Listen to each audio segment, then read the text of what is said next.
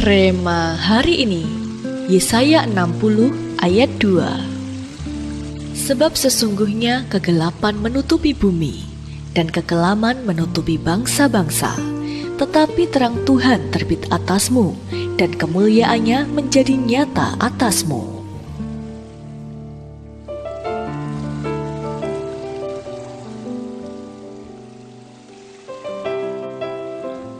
Sejak akhir tahun 2019, sebelum COVID masuk dan melanda Indonesia, Tuhan sudah memberikan rema firman-Nya kepada setiap kita dalam Yesaya 60 ayat yang kedua.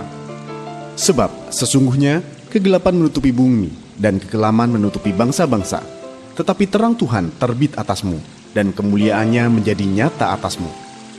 Mungkin awalnya kita tidak begitu memahami apa maksud dari rema firman Tuhan ini, namun ketika rema ini terus-menerus disampaikan oleh Bapak Gembala Sidang, dan kita mulai melangkah dalam ketaatan, maka perkara-perkara ajaib Tuhan dinyatakan. Ketika kita bersama-sama bersatu hati untuk menanggapi rema Tuhan ini, Tuhan berkarya secara luar biasa di dalamnya. Banyak kesaksian yang kita lihat dan dengar di gereja kita.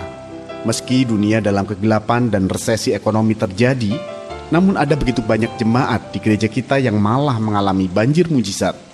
Yang awalnya bisnisnya hanya kecil-kecilan sekarang jadi besar. Yang awalnya hanya memiliki satu usaha, sekarang memiliki berbagai usaha. Gereja kita pun juga sama. Yang dulunya kita hanya ibadah onsite setiap minggu, sekarang kita bisa menjangkau banyak jiwa dari berbagai belahan bumi melalui ibadah online. Yang dulunya untuk menambah satu tempat ibadah saja rasanya cukup berat. Tetapi sekarang Tuhan malah memberi tempat-tempat baru bagi gereja kita, yaitu di Jogja, PIK Jakarta, dan Pusat Kegerakan Roh Kudus Global di Solo. Inilah pengendapan janji Tuhan itu. Saat dunia dalam gelap, kita anak-anaknya yang mau taat menanggapi janji Tuhan, justru di bawah Tuhan mengalami panen mujizat. Itulah sebabnya, teruslah berjalan dalam tuntunan Tuhan, makin melekat dan dengar-dengaran akan kehendak-Nya.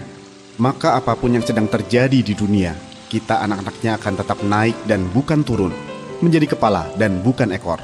Melalui hidup kita, nama Tuhan akan dipermuliakan, dan kita bisa menjadi berkat serta membawa banyak orang percaya kepada Tuhan.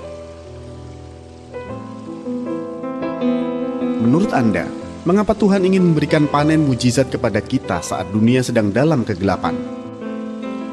Bagaimana supaya kita bisa mengalami panen mujizat saat dunia sedang dalam kegelapan? Komitmen apa yang akan Anda ambil supaya melalui kegelapan dunia ini Anda bisa memancarkan terang Tuhan?